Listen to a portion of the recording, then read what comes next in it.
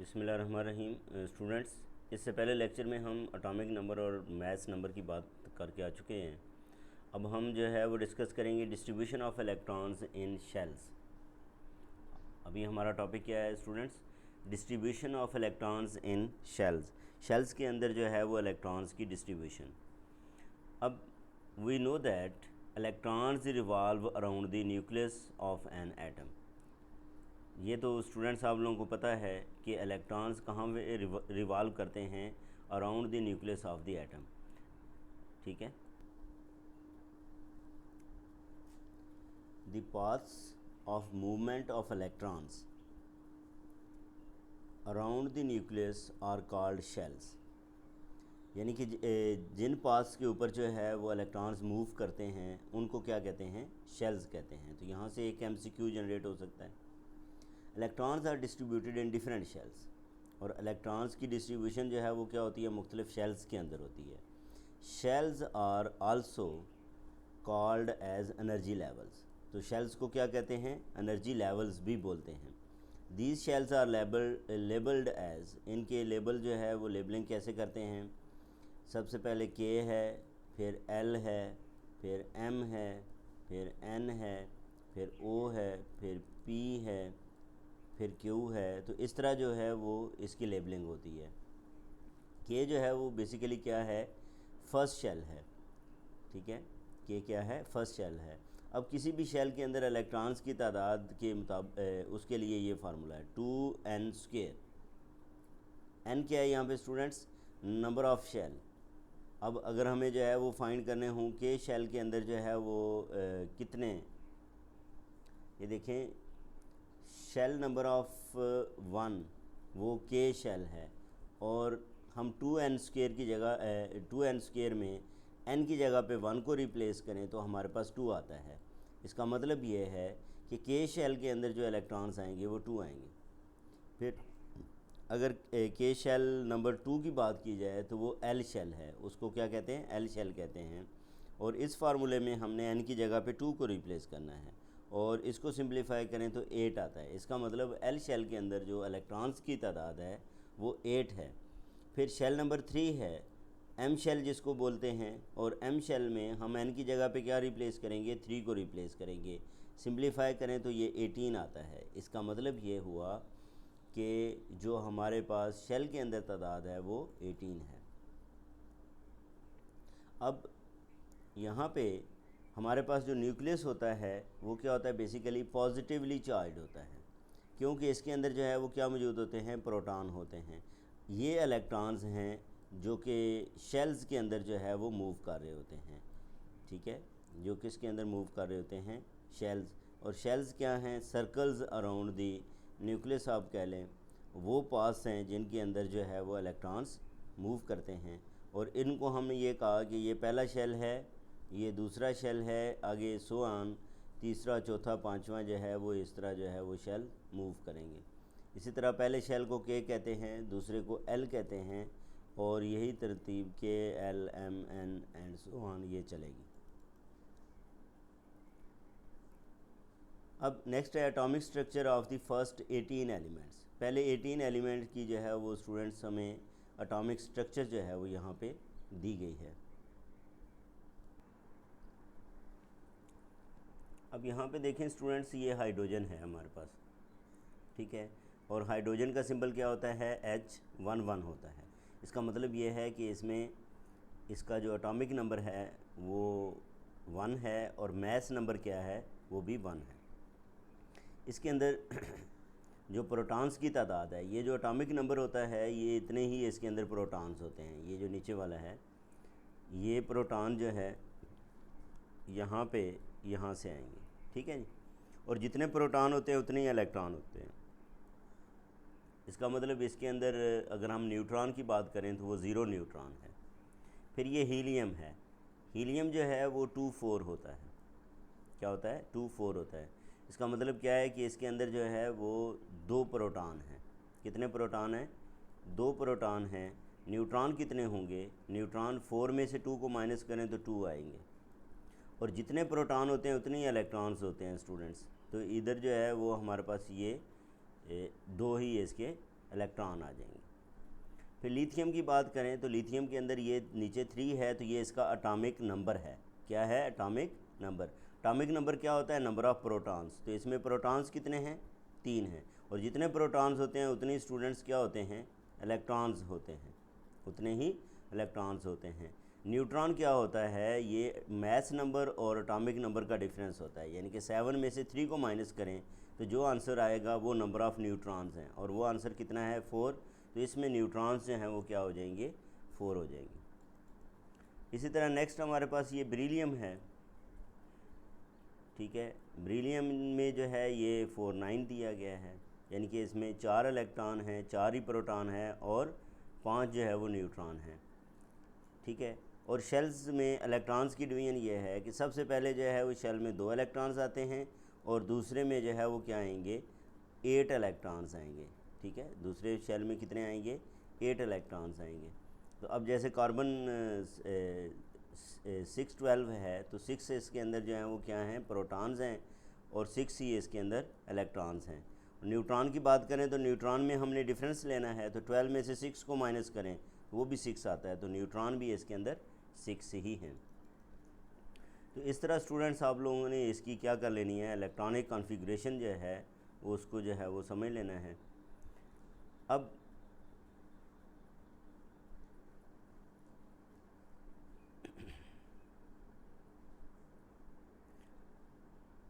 और ये हमारे पास फ़र्ज़ करें ये क्लोरीन है, ठीक है, 1735। इसका मतलब क्या है कि इसमें 17 इसका एटॉमिक नंबर है।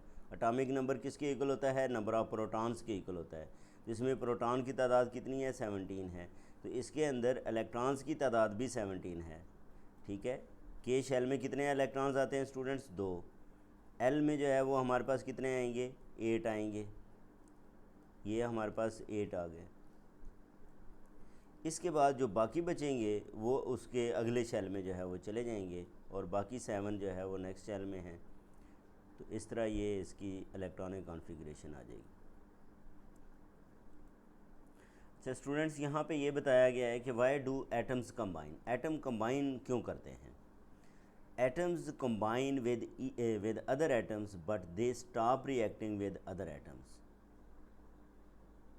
स्टॉप रिएक्टिंग का मतलब ये है कि वो स्टेबल हो जाते हैं, फिर वो क्या हो जाते हैं? स्टेबल हो जाते हैं। When their outer most shell is complete having 8 electrons. कब? जब उसका आउटर मोस्ट शेल जो है उसके अंदर 8 इलेक्ट्रॉन्स हों तो वो स्टेबल हो जाते हैं।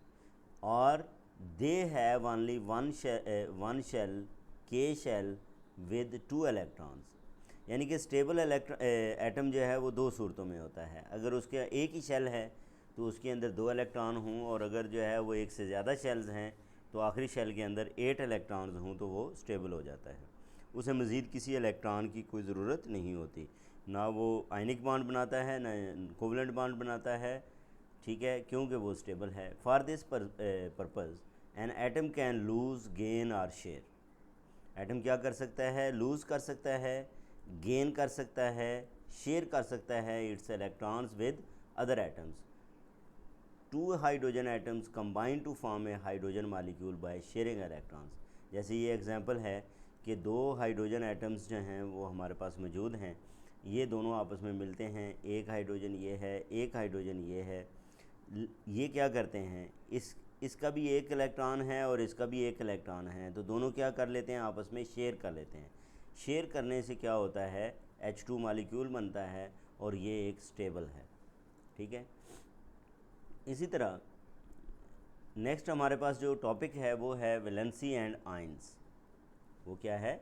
Valency and ions. कि हमने इसमें सबसे पहले वैलेंसी की बात करनी है। वैलेंसी क्या होती है स्टूडेंट्स? अभी हमने बात की कि जो एटम्स हैं वो आपस में शेयर करते हैं, लूज़ करते हैं इलेक्ट्रॉन, गेन करते हैं, तो डेफिनेटली इस प्रोसेस से क्या आएगा? उनके अंदर कमी आएगी। एज ए होल एटम जो है वो न्यूट्रल होता है, यानी कि जितने न्यूट्रॉन होते हैं उतने ही, जितने प्रोटॉन होते हैं उतने ही इलेक्ट्रॉन होते हैं। जितना पॉजिटिव चार्ज होता है उतना ही नेगेटिव चार्ज होता है।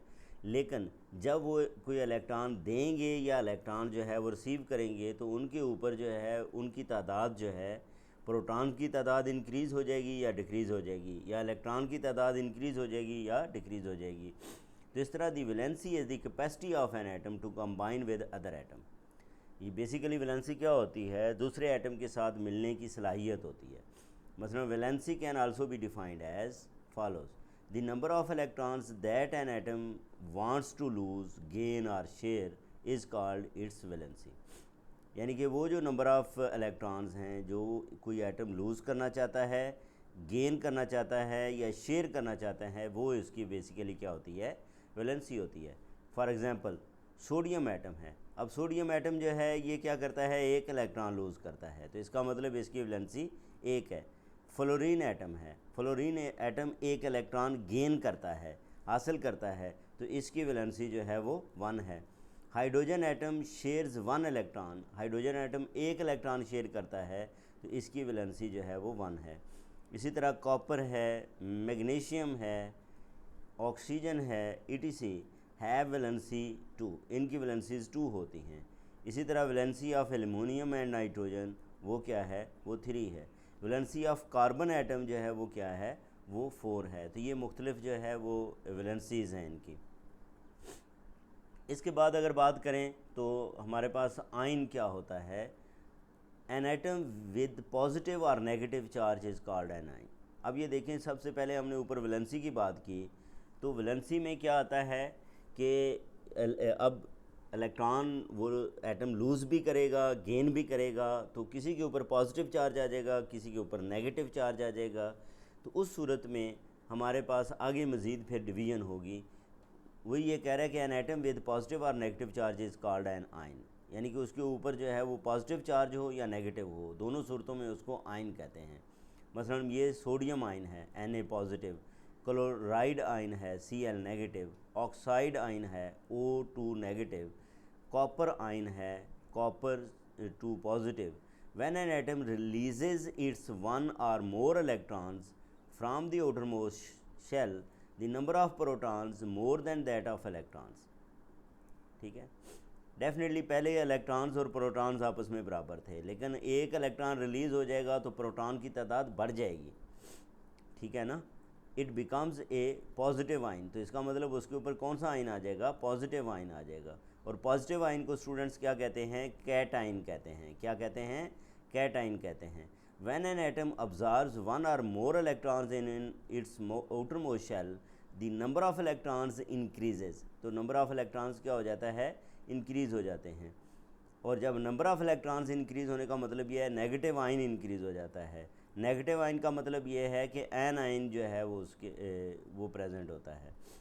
Positive ions and negative ions attract each other to form the compounds, और यही पॉजिटिव और नेगेटिव आयन्स क्या करते हैं, एक दूसरे को अट्रैक्ट करके ये कंपाउंड्स बनाते हैं। ये मुख्तलिफ जो कॉमन आयन्स हैं वो स्टूडेंट्स दिए गए हैं, जैसे ये हाइड्रोजन के लिए है, सोडियम के लिए है, सिल्वर के लिए है, मैग्नीशियम के लिए है, एल्युमिनियम के लिए है, ये फ्लोराइड है उसके लिए। तो ये सारे जो है वो क्या दिए गए हैं, ये इनकी वैलेंसी जो है वो पॉजिटिव है। ये हमारे पास कैटाइंस हैं। ठीक है, इन्होंने इलेक्ट्रॉन लूज़ करने हैं, इन्होंने क्या करने हैं, इतने इलेक्ट्रॉन्स ये लूज़ किए हैं और इसके ऊपर जो है वो पॉजिटिव चार्ज आ गया है। जितने इलेक्ट्रॉन्स कोई एटम गेन करेगा उसके ऊपर उतने नेगेटिव चार्ज आ जाएंगे। Chlorine -1, oxygen 2-, sulphur 2-, phosphorus phosphide 3-। अच्छा, इसके बाद है ये एक्सटेंड योर थिंकिंग में कि when a glass rod is rubbed with silk, the rod becomes positively charge. तो रॉड क्या बन जाता है, पॉजिटिवली चार्ज हो जाता है। What type of particle in the atoms in the rod has been removed. तो बेसिकली उसके इलेक्ट्रॉन्स रिमूव हुए हैं। क्या रिमूव हुए हैं, इलेक्ट्रॉन्स जो हैं वो रिमूव हुए हैं, जिसकी वजह से उसके ऊपर क्या आ गया है, पॉजिटिव चार्ज आ गया। अच्छा, अब यहाँ पे ये स्टूडेंट्स दिया गया है कि सोडियम क्लोराइड किस तरह बनता है। सोडियम क्लोराइड जो है, ये सोडियम के पास एक एक्स्ट्रा जो आउटरमोस्ट शेल में एक इलेक्ट्रॉन होता है और क्लोरीन के 7 होते हैं। इसको एक चाहिए और ये 1 लूज़ करना चाहता है, तो ये क्या करेगा, ये वाला जो 1 है वो इसको ट्रांसफ़र करेगा इधर। जब वो ट्रांसफ़र करेगा तो इसके 8 मुकम्मल हो जाएंगे, इसके ये वाले जो है वो 8 मुकम्मल हो जाएंगे, इसका भी जो है वो ये 1 ख़त्म होके तो पिछले जो है वो 8 मुकम्मल हो जाएंगे और ये मिल के जो है वो सोडियम क्लोराइड बनाएंगे। बाकी ये स्टूडेंट्स वैलेंसीज दी गई हैं। फिर नेक्स्ट हमारा टॉपिक है isotopes and there uses. Isotopes and there uses. तो हमने आइसोटोप की बात करनी है कि आइसोटोप क्या होते हैं। All atoms of an element always have the same number of protons. ठीक है, all atoms of an element always have the same number of protons. However, the number of neutrons may be different in some of these atoms. लेकिन ये है कि neutrons की तादाद जो है वो क्या हो सकती है, डिफरेंट हो सकती है। It means some atoms of the same element may have different mass number than others. ठीक है, कुछ एटम्स जो हैं वो सेम एलिमेंट रखते हैं। The atoms of same element having same atomic number but different mass numbers are called isotopes. इनको क्या कहेंगे, आइसोटोप्स कहेंगे। Atoms of the same element having same atomic number, यानी कि सेम एलिमेंट और के सेम एटॉमिक नंबर हों लेकिन उनके जो है वो मैस नंबर्स जो हैं वो डिफरेंट हो, यानी कि नीचे वाला नंबर तो सेम हो लेकिन जो ऊपर नंबर लिखा होता है वो डिफरेंट हो, तो इसका मतलब वो आइसोटोप्स हैं।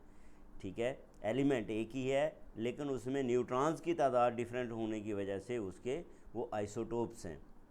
जैसे अगर हम आइसोटोप्स की बात करें तो जो हाइड्रोजन के आइसोटोप्स हैं वो 3 होते हैं। कितने होते हैं, 3 होते हैं। An atom of the hydrogen may have 0, 1, 2 neutrons in its nucleus.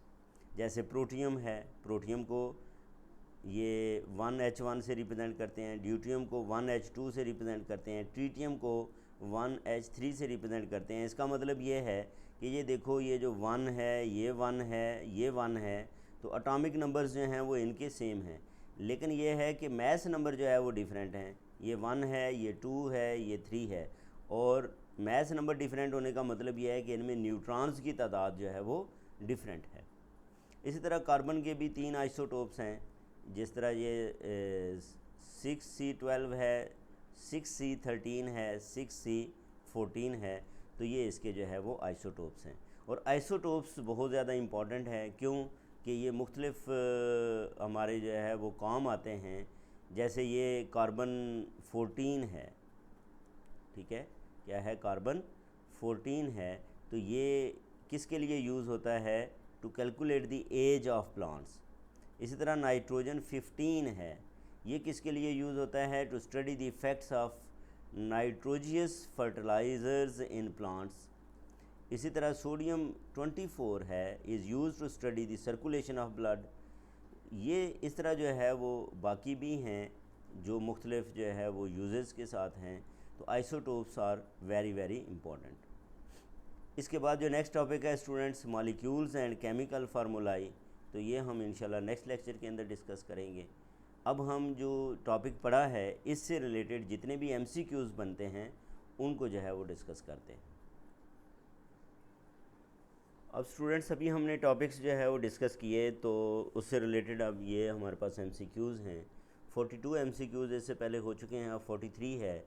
43 क्या है students, the paths of movement of electrons around the nucleus.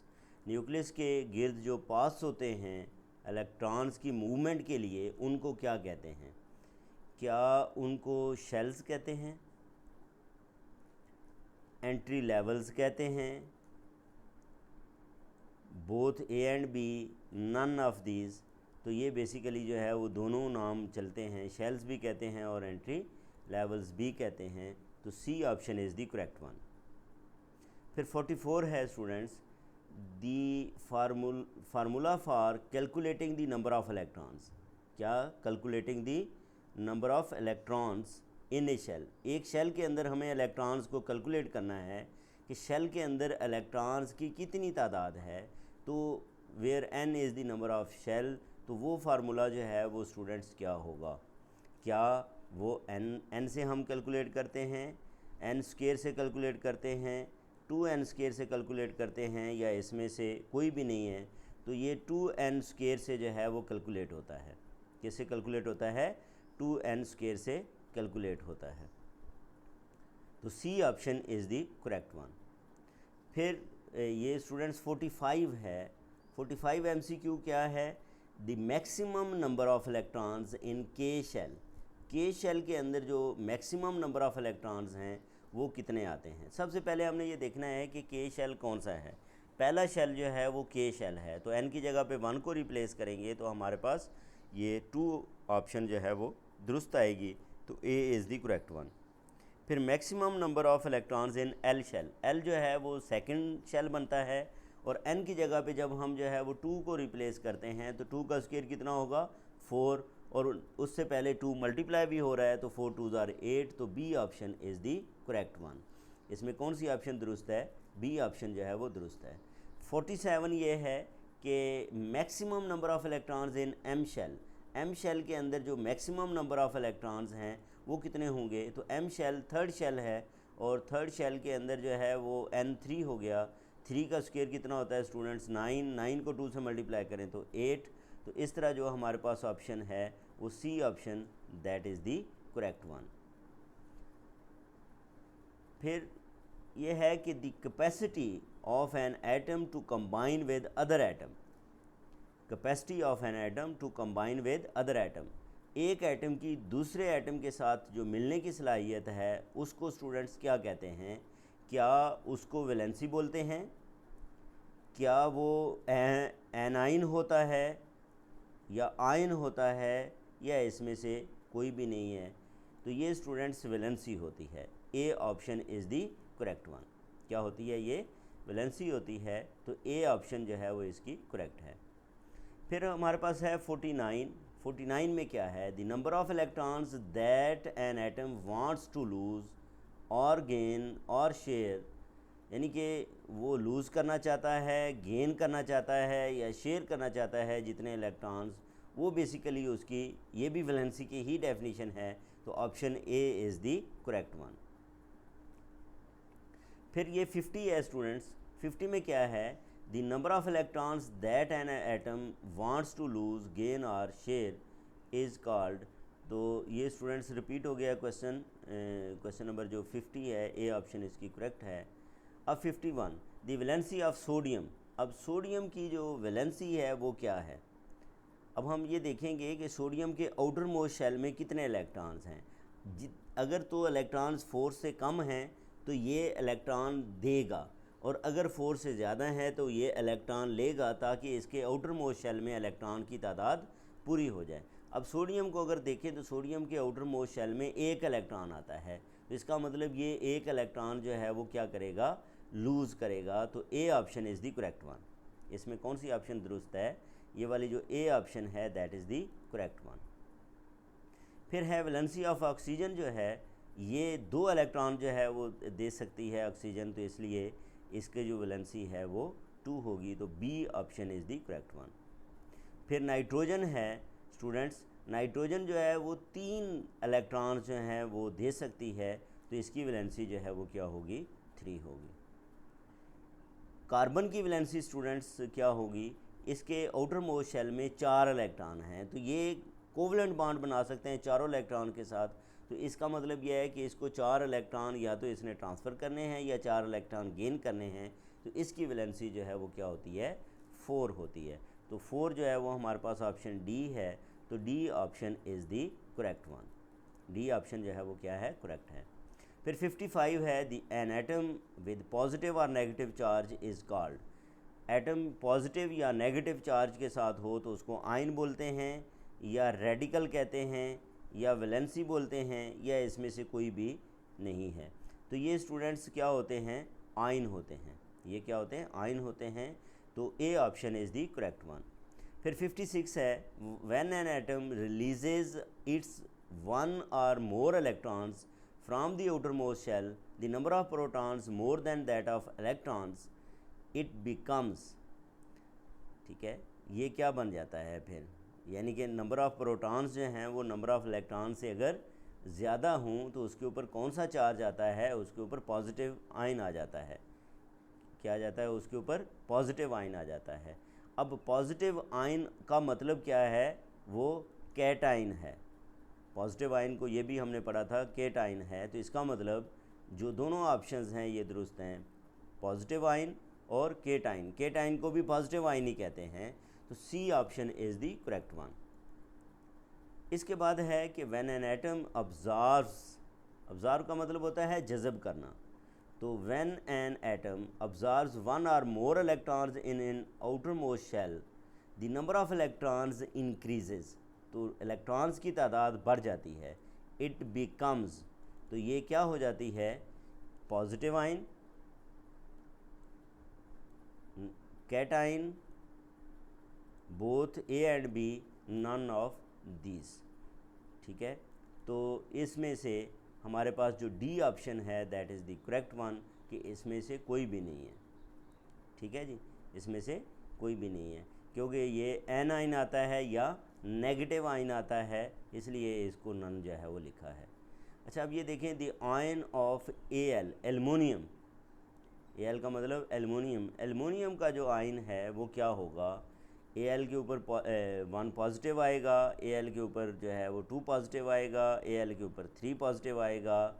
Aluminium की अगर इलेक्ट्रॉनिक कॉन्फ़िगरेशन स्टूडेंट्स देखें, वो जो 20 की इलेक्ट्रॉनिक कॉन्फ़िगरेशन है वो बहुत ही इंपॉर्टेंट है, उसको आप लोगों ने अच्छे तरीके से समझ लेना है। तो उसमें आप देखोगे तो इसके एल्युमिनियम के आउटर मोस्ट शेल के अंदर 3 इलेक्ट्रॉन्स आ रहे हैं, तो इसका मतलब ये 3 इलेक्ट्रॉन्स दे सकता है, तो इसकी 3 पॉजिटिव जो है वो वैलेंसी होगी। तो करेक्ट ऑप्शन इज़ दी सी, ये जो सी ऑप्शन है दैट इज़ करेक्ट वन।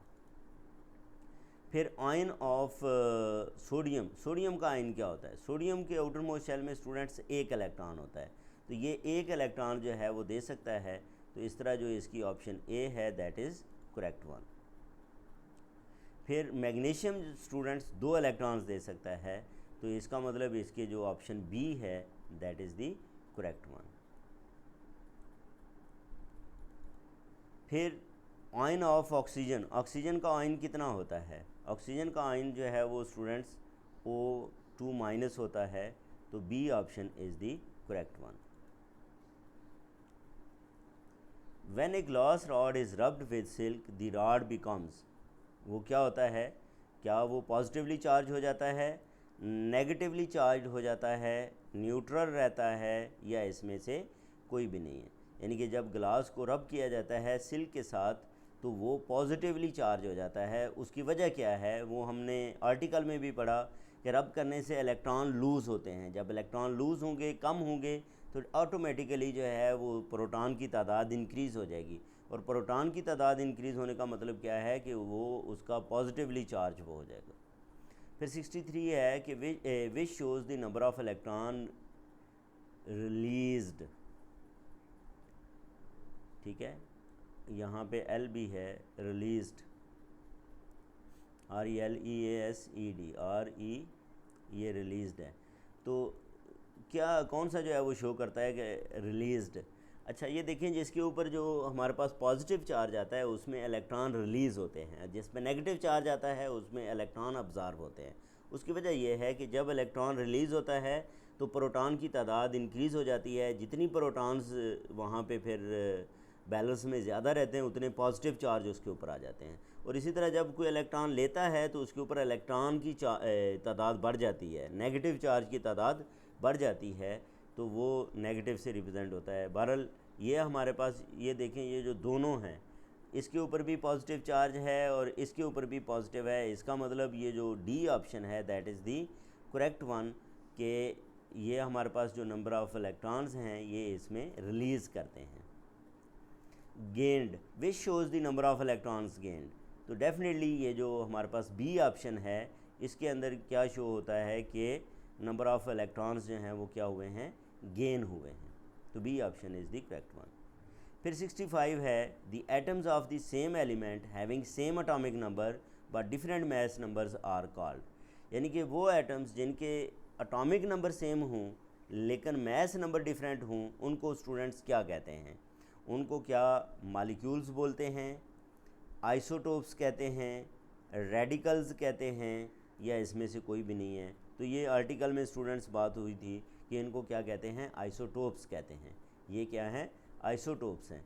फिर हाइड्रोजन हैज़ आइसोटोप्स, हाइड्रोजन जो है उसके कितने आइसोटोप्स हैं वो हमने बताने हैं। वो भी हमने पढ़ा कि क्या उसके 2 आइसोटोप्स हैं, 3 आइसोटोप्स हैं या 4 आइसोटोप्स हैं। तो 3 आइसोटोप्स हैं हाइड्रोजन के। हाइड्रोजन के स्टूडेंट्स कितने आइसोटोप्स हैं? 3 हैं। इसी तरह हाइड्रोजन हैज़ आइसोटोप्स, ये स्टूडेंट्स रिपीट हो गया है। कार्बन हैज़ आइसोटोप्स, कार्बन के जो आइसोटोप्स हैं वो भी स्टूडेंट्स 3 ही हैं। ठीक है, कार्बन के भी आइसोटोप्स 3 ही हैं। फिर आइसोटोप्स ऑफ हाइड्रोजन आर, ये उनके नाम हैं, यानी कि प्रोटियम, ड्रीटियम, ट्रीटियम। तो ये तीनों जो है वो इसके आइसोटोप्स हैं। तो D option is the correct one. इसमें कौन सी ऑप्शन दुरुस्त है? डी ऑप्शन जो है वो दैट इज़ करेक्ट। फिर आइसोटोप्स ऑफ कार्बन, कार्बन के जो आइसोटोप्स हैं, कार्बन के स्टूडेंट्स आइसोटोप्स जो हैं 6C12 है, 6C13 है, 6C14 है। डेफिनेटली तीनों हैं तो ऑल ऑफ दीज आ जाएगा। विच आइसोटोप हैज़ नो न्यूट्रॉन। अब ये जो हमारे पास हाइड्रोजन के आइसोटोप्स थे, प्रोटियम, ड्यूट्रियम, ट्रीटियम, इनमें किस आइसोटोप का जो है वो कोई भी न्यूट्रॉन नहीं रखता? तो ये प्रोटियम है। प्रोटियम क्या होता है स्टूडेंट्स? 1H1। तो इसमें 1 - 1 क्या आ जाता है? 0। तो न्यूट्रॉन की तादाद इसके अंदर 0 होती है। ड्यूट्रियम में न्यूट्रॉन की तादाद 2 होती है और इसमें ट्रीटियम में न्यूट्रॉन की तादाद, ड्यूट्रियम में 1 होती है, ट्रीटियम में जो है वो 2 होती है। तो बहरहाल इसके लिए option A is the correct one. Which isotope has 1 neutron. तो जैसे मैंने बताया कि इसके अंदर जो बी ऑप्शन है दैट इज़ करेक्ट वन, कि इसमें 1 न्यूट्रॉन होता है। Which isotope has 1 neutron. ये स्टूडेंट्स यहाँ पे 1 नहीं है, यहाँ पे आप लोगों ने क्या कर लेना है? 3 कर लेना है। ठीक है, ये टाइपिंग मिस्टेक है, ये यहाँ पे 3 है। तो ये C option is the correct one. Which isotope is use to calculate the age of plants. किस आइसोटोप को यूज़ किया जाता है एज ऑफ प्लांट को यूज़ करने के लिए? कि क्या कार्बन 14 यूज़ होता है, ड्यूट्रियम यूज़ होता है, नाइट्रोजन जो है वो यूज़ होता है, या इसमें से कोई भी यूज़ नहीं होता? तो ये स्टूडेंट्स हमारे पास C14 जो है वो यूज़ होता है। A option is the correct one.